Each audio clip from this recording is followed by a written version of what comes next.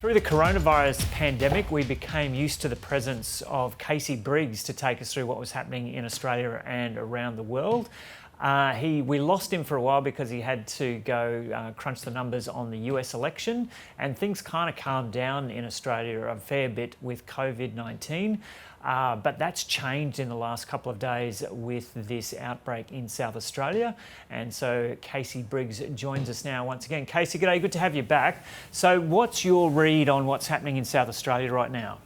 Yeah, morning, Joe. I missed you, but I wish we were talking about something that wasn't another one of these flare-ups. Let's have a look quickly at the locally acquired cases in South Australia. This just goes back to May 29th. I haven't gone and added the previous ones. There were, of course, locally acquired cases earlier, but this just shows there was almost nothing. You know, a tiny handful of cases. I think this is back when we had that Theberton cluster in Adelaide through August, September, October, nothing, and then this big spike of, as we say, 21 cases now linked to this Parafield cluster, plus at least a dozen more suspected cases. And the maintenance of this is obviously what we're all watching very closely. I just want to show you one other thing as well, and that's the testing numbers in South Australia. We've seen some pictures of some extremely long lines in South Australia. We should hopefully see them coming through in bigger testing numbers in the coming days as well.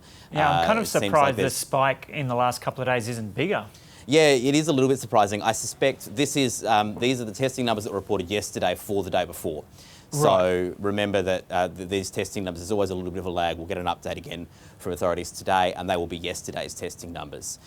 So just remember that when you're looking at these. Sometimes it looks maybe not as big as you might expect. But having said that, there are very, very, very long lines of people getting swabbed. It looks like the capacity just wasn't quite there. We know it's being ramped up now. Testing clinics are being, you know, the opening hours are being lengthened.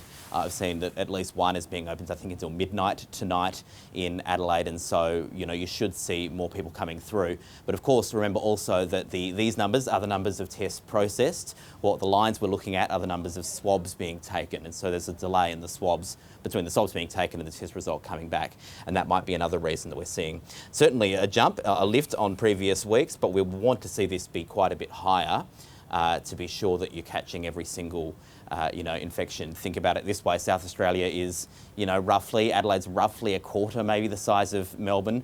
Melbourne's been seeing numbers up to, 20,000 tests a day.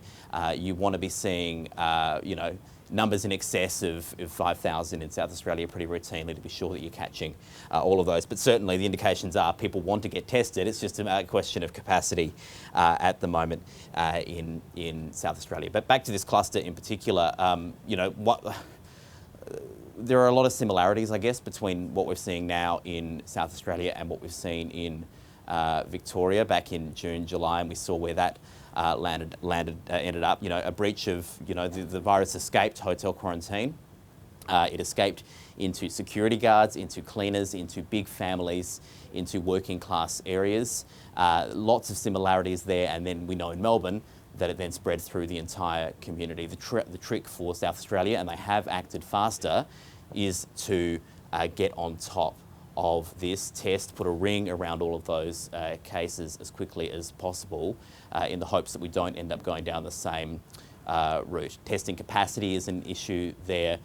Whether you're, accurately and quickly being able to test and trace, it does seem like that's happening faster than it was at that time in Melbourne, when, remember, it took a while for it to be clear that there even was a breach of hotel quarantine. It took local newspaper reports investigating it to be sure to uncover this, and it just took a very long time for that to be established and acted on.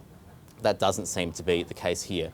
So while things do look troubling, the response looks good. There has been instances overseas where numbers like this get turned around in a very kind of quick way. New Zealand's the obvious example.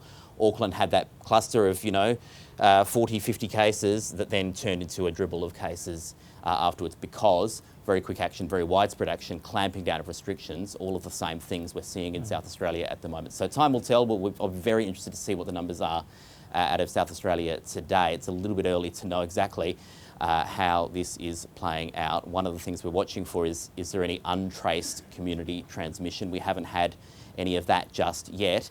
Probably a little bit early to know if we will. That's one of the key things to keep an eye out for.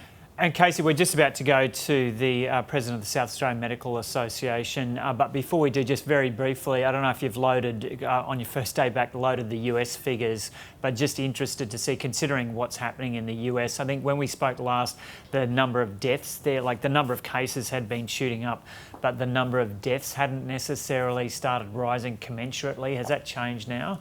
I believe they have. This is the scale of this third, well, if it's even fair to call it a third wave, because we've never had this virus subside back down to zero in the United States at all.